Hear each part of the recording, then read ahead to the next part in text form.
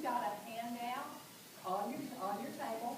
This basically is the law. This is what we're going to be going over briefly. Like I said, as soon as we can get you out of here, we will.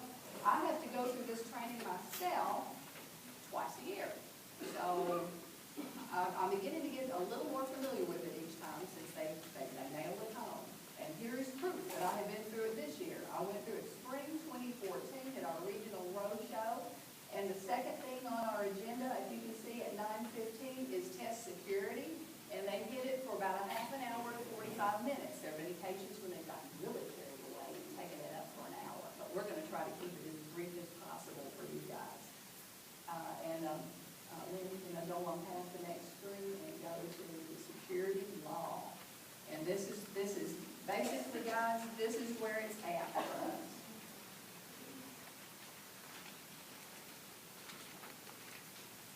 All right. The public school systems of the state of Tennessee must. And I've got a second page there that on this. Excuse me. I shouldn't have put mine together this way. All right. The law says any person found not to have followed security guidelines for administration of the TCAP test, this is grounds for immediate suspension, grounds for dismissal, including tenured employees, and revocation of state license. And none of us want to take that chance, so we ain't gonna. On down below, and what does it apply to? Does it apply to just this test or that test? It applies to the end of course achievement, including K2. That's why we'll be closing up everything in the K2 classrooms as well. Writing, any CRA that you're doing, the TCAP alternates, and any other test. Plan, explore, all the other items that we may need to take.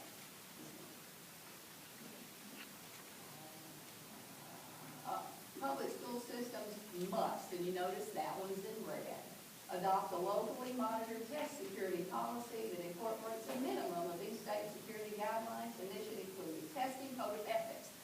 Everybody who got the testing code of ethics put in their mailbox, would you please raise your hand?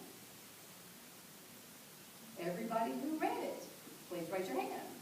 Okay, this is an independent study on your honor code.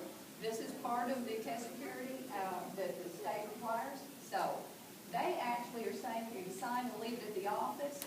The way I asked the State Department this question was, if they have to leave it at the office, how much good does that do anybody?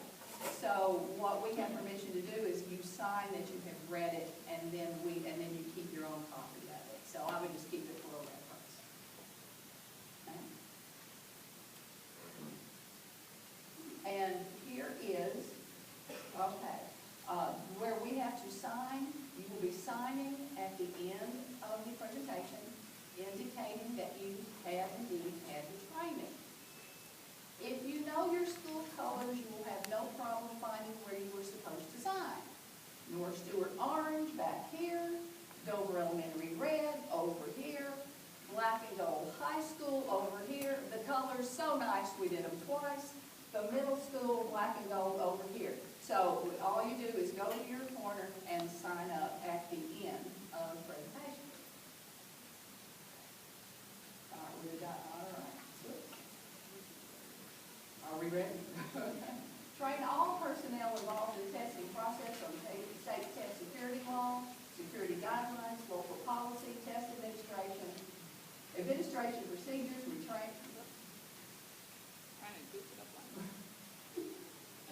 This is a test for me. Yes. Okay. You're basically at the training. This is what we're required to do by state law, and you're here for that purpose. And we are recording it 2 different ways so that anybody who has missed today is going to be able to catch up with us. We're going to the next point is how do these things handled? What do we do with them on test day? As you well know, you land into wherever you're checking them out, guidance office it might be your library, wherever your sign in, sign out place is, and we're pretty anal about this. You will be signing in for a certain number of tests. They will be counted out to you. You will take those, and when you come back with them, you need to come back with the same number. If you do not come back with the same number, we will track you down and find that one. In fact, Pearson has even made it easy for us because each test has a code number on the back of it. And we've actually been able to track down a specific test by that code number to classroom. So we have no trouble tracking tests. Makes it easier to locate them. All handling of test materials is restricted to personnel who are employed here. That gives us an accountability factor. No parent volunteer that would be in your classroom would ever handle the test itself. They can sit in the room, they can help monitor, but volunteers do not touch the test. That's a thrill lift for us alone. Okay.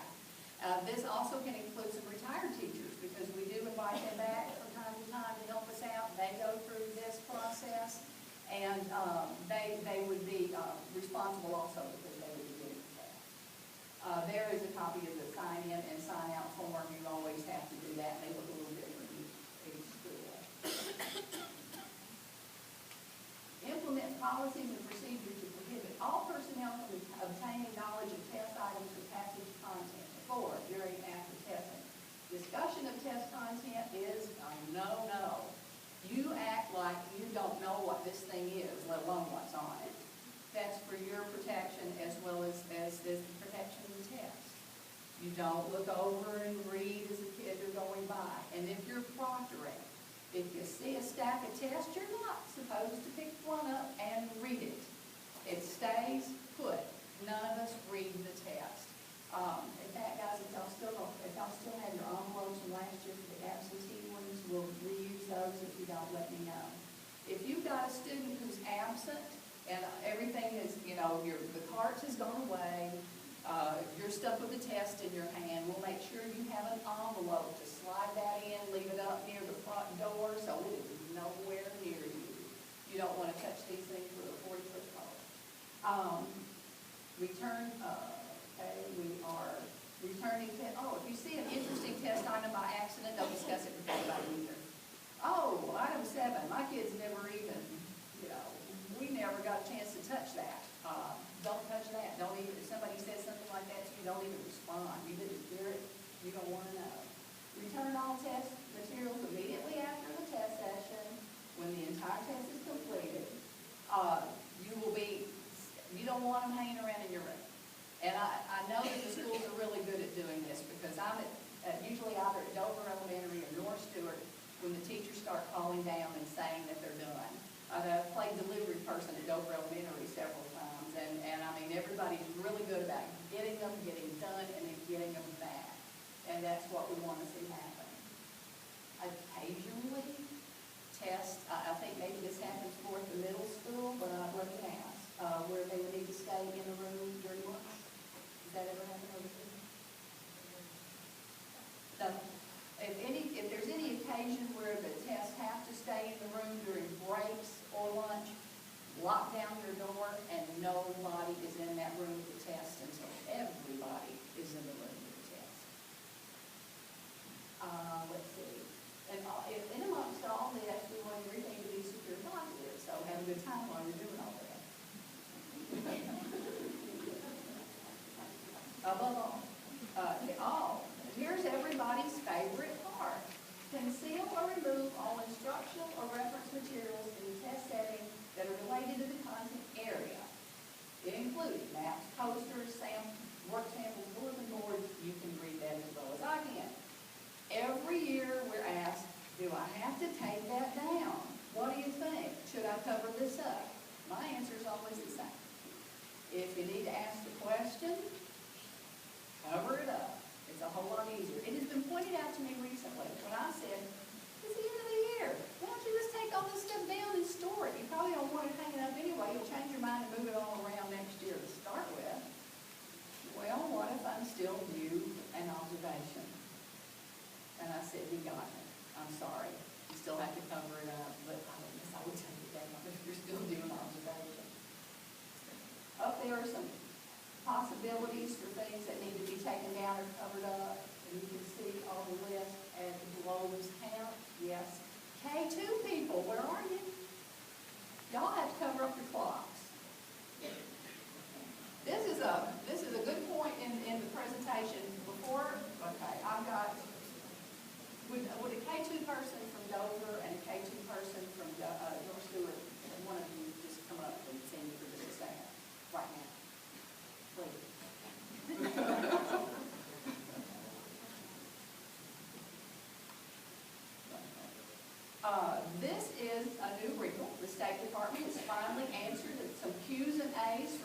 K2 that we've been needing for a long time. But now, since more people are giving the K2 test, they're actually willing to answer them all together.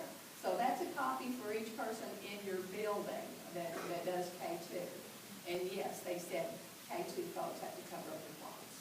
So just so you know. You notice also, I think this may apply more to K2 than it does to, 11th grade English. At least I hope so. But you see the ABCs and the 1, 2, 3s and the number chart, this kind of thing. And a lot of student desks have this on them all year long. Don't forget to take that down. Just because you have used it all year doesn't mean it's okay to use it at test time. So that stuff will need to come off student desk. And that's the one where a lot of folks go, oh, I forgot all about that. Just to be sure those come down also. Turn off all electronic communication devices. If y'all can shake them down and get all the cell phones away from them, more power to you. Stewart County High School does a very good job of it at ACT time, right? Nobody, what is the rule that y'all have on Well, ACT? they're not supposed to bring cell phones to the room. And that's an ACT rule. But just to be sure, when we give the ACT, the person, in the room administering the ACT does another, you can't use your cell phone unless you have it, let me have it. Or sometimes, you won't be punished, you just take it out and turn it off. But last year, a kid turned his butt, turned it on somehow. So, and in ACT, when you give the ACT, if that happens, they get sent from the room and their test is taken up. So it's a very serious offense, and we try to emphasize no cell phones. But the more you can emphasize no cell phones, and for heaven's sake, we got one just because somebody accidentally sat on it to have, but there have been incidents where kids have taken pictures of themselves, taken the test, and have posted them. And that's how people have found out that kids have done this. Oh my gosh, my kid's in that room, my kids are in that room right now, and it's already online. So that's happened statewide. So please try to do a shakedown for cell phones. And that includes teachers. You're not allowed to use one either. Not even for a clock. We can't use it for a clock. It cannot be a timepiece. If you need more timepieces for your room, bring more blocks. But you cannot use your cell phone in any way while you're doing the test. Who's to say, ooh, I went by, they were doing this, that, and the other thing with their phone. You just don't need it. The calculator use is in the manual. Nothing has changed for calculators this year, I believe. We were kind of concerned about next year, but who knows about next year. We'll worry about this year. You're okay on your calculators this year? The instructions for the test are as written. We do not deviate from them. You read what they say to read. K2 people, I feel sorry for you. You don't give the advance notice on this, and you have to read the entire test. And I think that's a difficult position to be in, but that's where you are. But we only read what's on the test. We don't paraphrase or change it. Follow all your time limits. K2 people, you are not timed, and you realize that is still holding for this year. Everybody for the year 8 is timed, and the high school you're not timed. As long as you finish yours within the day, you're good. So, I think there's any other questions. You can't leave the room. If you've got kids, don't leave the room.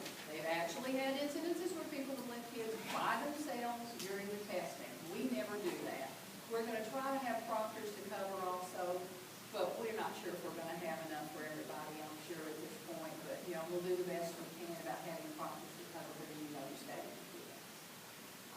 Don't coach, don't walk by and say, no kind of things like that. There are more significant guidelines in K2 now. They're being more thorough with you guys on what you can and cannot do with students, which is really helpful. So that if you read those questions and answers and still have questions for me, I'll be glad to help with anything else that comes to fore on that. Okay, no coaching. All right, number 15. There are people who do real rollouts for special education. You just read again what's documented for you to read. And we don't make copies of the test or take pictures of it. That's pretty clear. And roll on through, if you don't want to, maybe can post it. If we do have a breach, if there is anything untoward that occurs, there's the flow chart for how we have to report it to the state. We don't have any choice. If there's a breach, we have to report it. If we don't report a breach, that's another breach.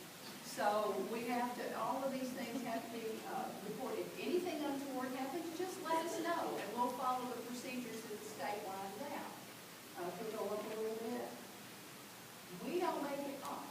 We don't make any of the decisions about what is and what is not a breach. All we do is take the information down and send it to the state, and they actually take it to a committee that includes their general counsel, and then they report back to us what we do.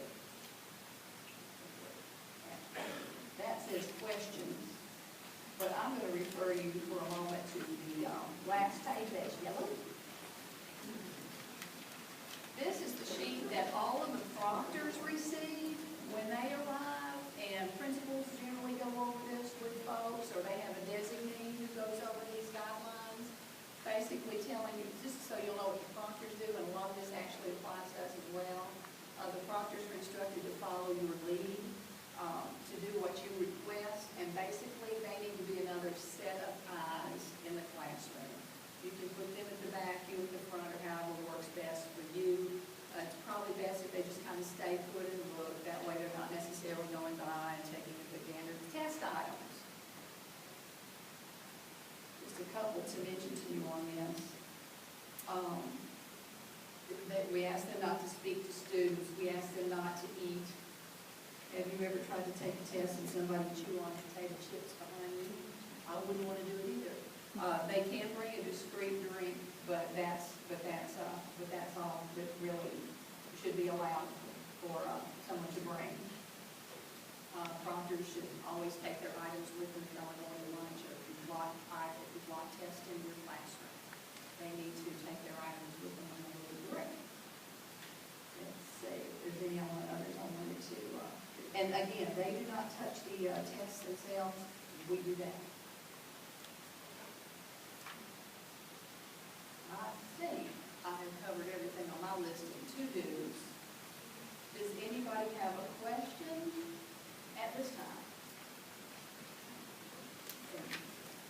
If you don't, or if you think of something later, please just email me at Rhonda Ross at the same address you have, and I'll be glad to get the answers to anybody that's advised to.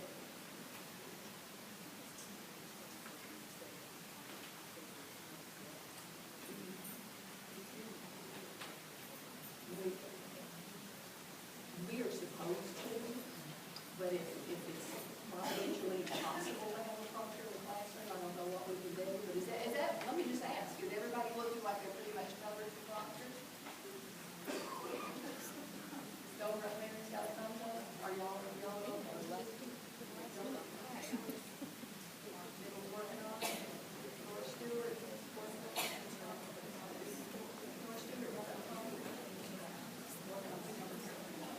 Before I lose everybody, let me tell you again, I'm going to ask, Ms. Carla will have the sign-in for the middle school right here.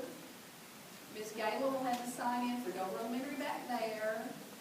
Ms. Nella, I'll give you the sign-in for North Stewart back there. And the high school's going to be right up here on the front table. Thank you.